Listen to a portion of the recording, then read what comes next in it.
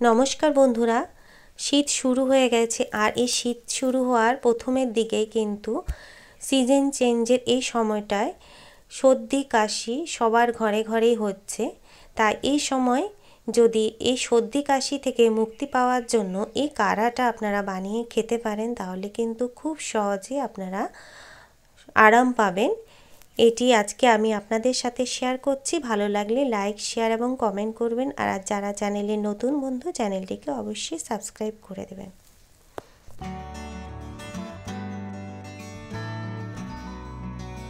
কাঢ়া বানানোর জন্য এখানে প্রথমে আমি 4 কাপ মতো জল নিয়ে নিচ্ছি একটা প্যানের মধ্যে। এই 4 কাপকে জলকে ফুটিয়ে আমি 3 কাপ মতো কাঢ়া বানিয়ে নেব। আর জলে যে সমস্ত উপকরণ আমি মেশাবো সেগুলো আপনাদের একবার দেখিয়ে দিই। আমি এখানে 1/2 ইঞ্চি মতো আদা নিয়েছি। আদাটা আমি খোসা ছাড়িয়ে গ্রেটারে গ্রেট করে নেব। আপনারা চাইলে আদাটা থেঁতেও করে নিতে পারেন। তবে ইনগ্রেডিয়েন্টসগুলো আপনারা যেরকম কাঢ়া বানাবেন যতটা পরিমাণে সে অনুযায়ী ইউজ করবেন। আমি যেহেতু এখানে 3 কাপ মতো কাঢ়া বানাবো, সেজন্য আমি সেই অনুযায়ী ইনগ্রেডিয়েন্টস অ্যাড করছি। এবার আমি একটা গোটা পাতি লেবুর 4 ভাগের 3 ভাগ আমি নিয়ে নেব। যেহেতু আমি 3 কাপ কাঢ়া বানাবো, সেজন্য আমি পাতিলেবুটা সেই অনুযায়ী নিয়েছি। এবার 20-25টা মতো আমি গোলমরিচ নিয়েছি, গোটা গোলমরিচ। এবার গোলমরিচটা আমি থেঁতো করে নেব। গোলমরিচটা সবসময় এভাবে ক্রাশড করেই দেবেন। এক্ষেত্রে বাজারে কেনা গুঁড়ো গোলমরিচ না ব্যবহার করাই ভালো। এইভাবে ক্রাশড করে নেবেন। তারপর জলের মধ্যে এগুলো ফুটিয়ে নিতে হবে। জলটা হাই ফ্লেমে 5 থেকে 7 মিনিট মতো ফুটিয়ে নিতে হবে। এবার এর মধ্যে প্রথমে আমি কিছুটা তুলসী পাতা ভালো করে ধুয়ে এর মধ্যে দিয়ে দিলাম।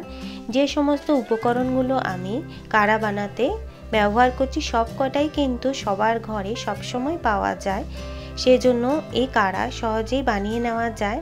আর এই সিজন চেঞ্জের সময় যে সর্দি কাশির সমস্যা সবারই হয়ে থাকে, এই ধরনের কাঢ়া বানিয়ে আপনারা তাদের দিতে পারেন, আপনারাও খেতে পারেন। যাদের হয়েছে এই সর্দি কাশির সমস্যা, খুব সহজে উপকার পাবেন। ছোট থেকে বড় সবাই কিন্তু এটি খেতে পারে। ছোটদের 1/2 কাপ মতো দেবেন আর বড়রা 1 কাপ মতো খাবেন। সকাল সন্ধে দুবেলা যদি এটি খাওয়া যায়, তাহলে 3-4 দিনের মধ্যেই কিন্তু সর্দি কাশির সব সমস্যার সমাধান হয়ে যাবে। নাক জ্বালা জ্বালা করা, গলা ব্যথা, মাথা ধরে যাওয়া, বুকে কফ জমা, সব সমস্যার থেকে কিন্তু আপনি মুক্তি পাবেন। সব উপকরণগুলো আমি এর মধ্যে দিয়ে দিচ্ছি। এবার এটা হাই ফ্লেমে কিন্তু ভালো করে জলটা ফুটিয়ে নেব। জলটা ফুটিয়ে কিন্তু 4 কাপ জল 3 কাপ হয়ে যাবে। এবার ফোটানোটা বন্ধ করে 5 মিনিট ঢাকা দিয়ে রেখে দেব। ঢাকাটা খুলে দেখুন এই কালারটা কি সুন্দর চেঞ্জ হয়ে গেছে। তারপর আমি এর মধ্যে লেবুর রসটা মিশিয়ে দিচ্ছি। এবার লেবুর রসটা ভালো করে মিশিয়ে দিয়ে তারপর এটা আমি ছেঁকে নেব কাপের মধ্যে।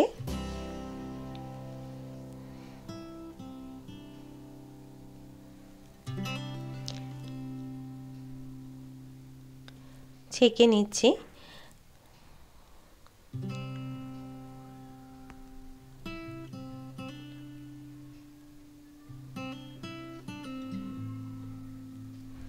তারপর এর মধ্যে আমি এই হলুদ গুঁড়ো 1 চিমটে করে হলুদ গুঁড়ো সবকটা কাপে আমি মিশিয়ে দেব। এখানে যে সমস্ত ইনগ্রেডিয়েন্টস আমি ইউজ করেছি সবকটাই কিন্তু সবার ঘরে সব সময় পাওয়া যায়, আর খুব সহজে তাহলে এটি আপনারা বানিয়ে নিতে পারবেন। আর 1 চামচ করে মধু মিশিয়ে নেব প্রত্যেকটা কাপের মধ্যে। গরম গরম থাকতেই কিন্তু এটি খেতে হবে। ঠান্ডা করে খেলে কিন্তু কোনো উপকার পাওয়া যাবে না। সর্দি কাশির সমস্যা থাকলে 3-4 দিন আপনারা এটি বানিয়ে খেতে পারেন। দেখবেন আপনারা খুব সহজে সর্দি কাশি থেকে আরাম পাবেন। আমাদের বাড়িতেও কারো সর্দি কাশি হলে এই ধরনের কাড়া বানিয়ে আমরা খেয়ে থাকি। আমরা খুব সহজেই উপকার পাই, সেই জন্য আজকে আপনাদের সাথে এটি শেয়ার করছি। আপনারাও উপকৃত হলে আমার ভালো লাগবে। আর এই রেসিপিটি কেমন লাগলো তা অবশ্যই লাইক, শেয়ার এবং কমেন্ট করে জানাবেন। সবাই ভালো থাকবেন, সুস্থ থাকবেন। Thank you.